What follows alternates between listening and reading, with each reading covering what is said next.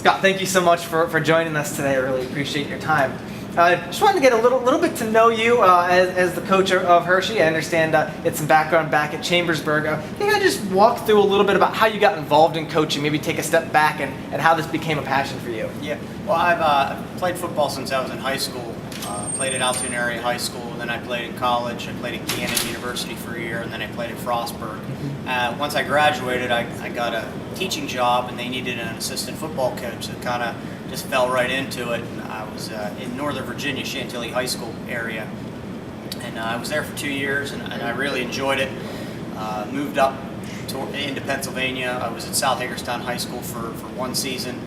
And then a job opened up in Chambersburg as a teacher, so I started teaching at Chambersburg, and then another job opened up on the football staff there. So it kind of worked out throughout my career that I was able to get a teaching job and also a coach as well. So I was at Chambersburg for 8 years. There I was JV head coach for several years. I coached the running backs, the defensive backs, and also the linebackers at times. And the last 3 years I've been was the offensive coordinator there before obviously making the transition to Hershey.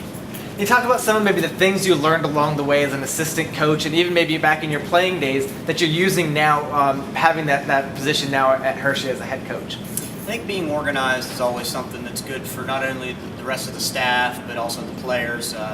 Expectations. They know what to expect if we're going to be doing certain things on certain days, and they know ahead of time.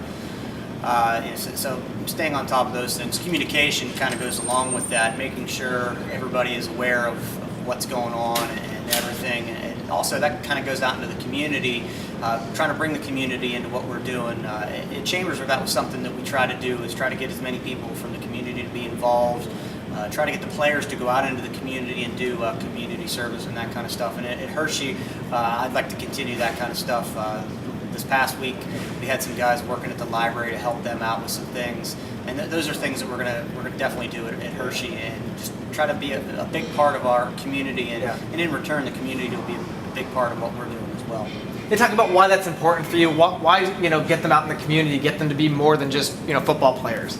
Well, I think it brings people into what we're trying to do. It kind of gives back because that's the community they're coming from. At one point, somebody was probably helping them in their community, and now they're kind of paying it back to, kind of returning the favor, I guess, if you want to think of it that way. But it also just creates some excitement when they see, sports players, whether they're football or some other sport, when they see them out doing things. It just makes the community feel good about what they're doing, because the community is highly involved in education in the state of Pennsylvania. So whenever the community can feel good about some of the things that they're producing in terms of the kids and giving back, they feel good about what they're providing as a community. Right.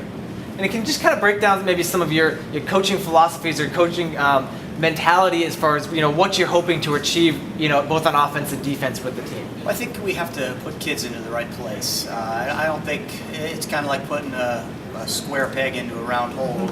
You have to be able to change, I think, offensively and defensively to fit what your kids can do, set them up to be successful, do things the best you can with what you have, and adapt from there. Put your kids in the best possible place to be successful, and they'll ultimately do that. Hold them accountable, but definitely, what are their strengths? Right. Play to them. Right. What kind of schemes are you running? Are you changing the offense or defense from what was run in prior years with Coach Painter?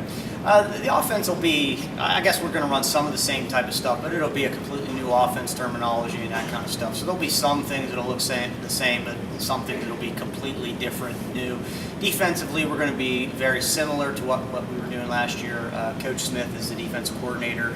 He's coming back from Coach Painter's staff, so we're going to be doing a lot of the same type of stuff with some new things thrown in there, obviously. But terminology-wise, at least for the kids, the learning curve won't be as great because we're talking to them on the same terms. Offensively, obviously, that is all new. So at least one side of the ball, we're pretty well entrenched in what we're doing, mentally.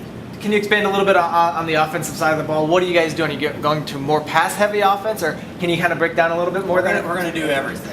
Like I said, whatever our kids are successful at doing. So we're going to throw the ball some, we're going to run the ball some, and it also will play to what our other team's strengths and weaknesses are as well. I think having a well-balanced attack is very important, especially in a division like we are, where all the teams are good. So you got to be able to run and pass. but also do what you're good at doing Right. as well. Right. A lot of background. Any coaches that you particularly have been influenced by, or that you look to as maybe mentors, or folks that you kind of model some of the things that you're trying to do? Like Coach Mark Saunders has been a great influence to me over just working with him over the last 4 years. And learned a lot from him, just offensively, defensively, and just philosophy-wise, how to treat kids and how to hold them accountable for things. Because a lot of times kids will try to take the path of least resistance. They're like water, so you got to hold them accountable. Also, he's a big community guy, try to get people from the community to be involved. So he's one, and I think my high school head coach, Ed Dalton, he coaches in Western Pennsylvania. I think a lot of the same principles that he tried to instill in me as a player, I'm trying to then instill into my players as well. Being accountable, being tough, hard-nosed, because we're not just coaching the football, we're trying to prepare them for life. 'Cause life isn't always easy, and you have to be able to battle through things. What's the biggest thing you're looking forward to? What's most looking forward to as you begin the season? Just being a part of the whole program, it's been very exciting these last couple months. Working with the kids, I'd say just being around coaching football with the kids. I mean, it's fun doing some of the stuff, the administrative duties that a head football coach has to do. But when you get down to it, you want to be out on the field. You want to be coaching.